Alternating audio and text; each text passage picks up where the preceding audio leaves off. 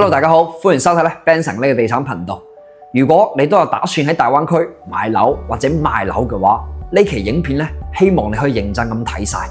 因為喺大灣區置業陷阱的確有好多，你唔踩過根本唔知道咧套路有幾深，亦都有好多咧你視為無關痛癢嘅細節位咧，足以令你咧一步步咁樣跌入深淵。而事後咧，每位買家都會清醒，畢竟紙係包唔住火噶嘛。早醒嘅話，你就有機會咧斷倉斬纜；遲醒嘅話，最終咧都會行上維權嘅道路。嗱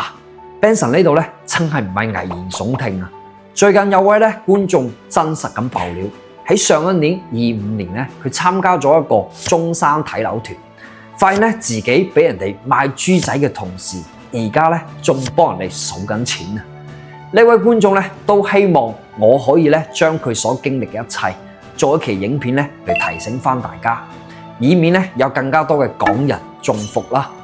或者咧呢啲韭菜嘅盤又係點樣一步步咁樣獲取人心嘅，又係點樣一步步咁樣銷售出嚟呢？今日咧就同大家咧一一拆解下。如果你都係第一次睇我嘅影片，對於呢一種咧買樓咧避坑嘅一個攻略咧係有所幫助嘅話，麻煩咧可唔可以幫 Benson 咧點個 like 啊？喺今年嘅2月份咧，有個觀眾朋友 WeChat 我，以下咧我哋稱呼佢為 J 小姐。佢話咧親戚用39萬買咗3個投資嘅產品，計翻落嚟咧先13萬一個。咁因為 J 小姐其實喺香港咧，佢有多次買賣樓宇嘅經驗啦，所以呢次咧親戚上去交埋啲尾數嘅時候，就順便咧叫 J 小姐幫幫眼啦。相信講到呢度，我唔需要多講。13萬可以買到嘅物業，大家應該諗到係咩啩？呢類型嘅韭菜局咧喺呢幾年特別多，中伏嘅咧主要係啲長者為主，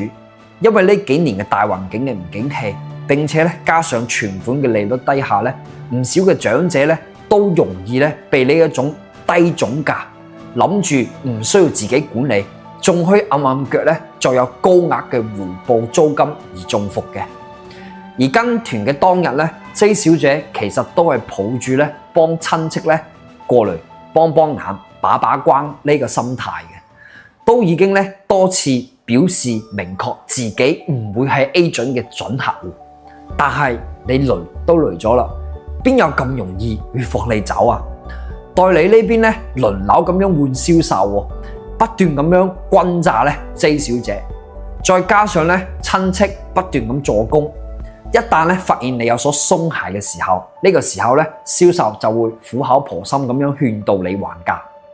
即使你還出嚟嘅價錢非常之低、非常之離譜，但係只要你肯還價，企喺個銷售嘅角度咧，呢個客戶仍然咧係有買樓嘅一個機會噶嘛，係咪？亦有可能咧 J 小姐被疲勞轟炸到破防咗，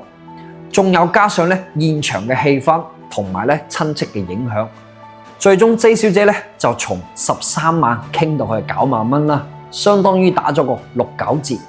J 小姐心諗啦，總價平咗，但租金唔變喎，咁回報率係咪更加高咗呢？如果唔係親戚買咗嘅話，自己都攞唔到呢個價錢。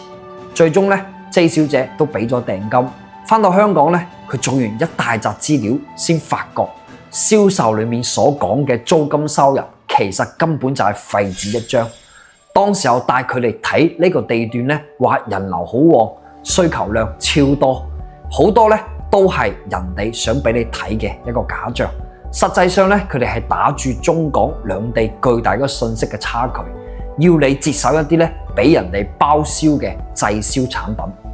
往往咧佢哋會用幾萬蚊嘅一個成本咧，整體打包落嚟，再寫一份咧甜言蜜語嘅包租方案出嚟咧，氹你一步步咁樣入局。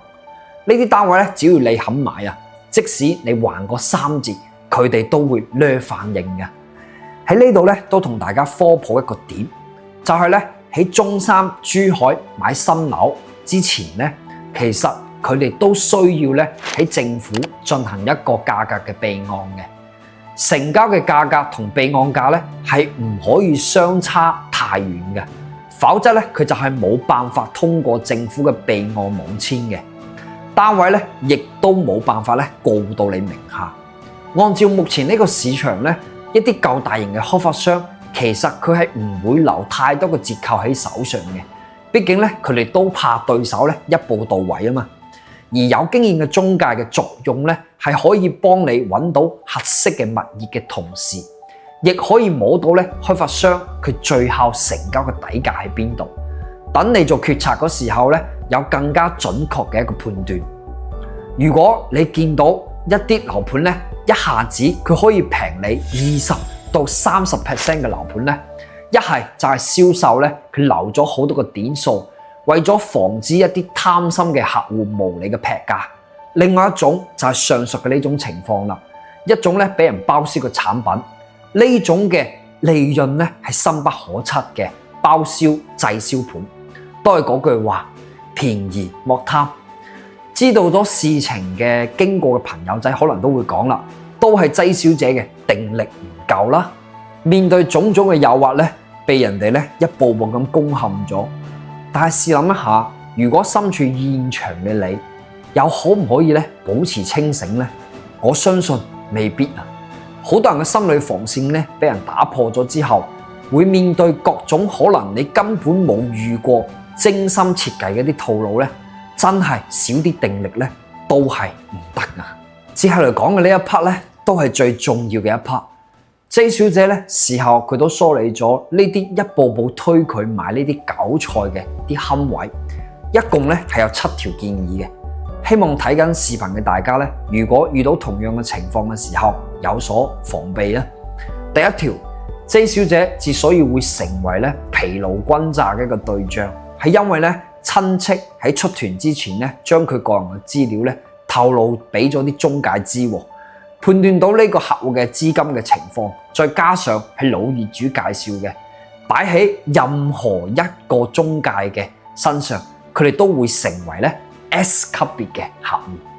雖然 J 小姐一開始已經表達咗冇意向，但係對於個銷售嚟講，呢一種客戶係一定唔會放棄嘅。呢個時候咧，最好就係借啲意咁樣出去打翻個電話，然後咧唔好再翻去現場啦。當然睇樓團都唔會拒絕嗰啲咧又食又拎嘅客戶。點解咧？因為第一個佢哋咧可以衝下人氣，第二個咧仲可以咧俾啲新手去練一下大客戶嘅一個技能包啊！我哋咧再嚟睇下咧第2條，呢啲睇樓團咧通常係3日2夜嘅，前面2日嘅一個行程咧相對於係比較放鬆嘅。但係到咗最後1日咧，行程咧就會變得非常之緊湊。喺佢拍板呢一個投資嘅產品之前咧，其實已經睇咗4個項目啦。佢哋往往咧會帶你睇周邊一啲高總價嘅產品為主，等你產生咧巨大嘅一個心理落差，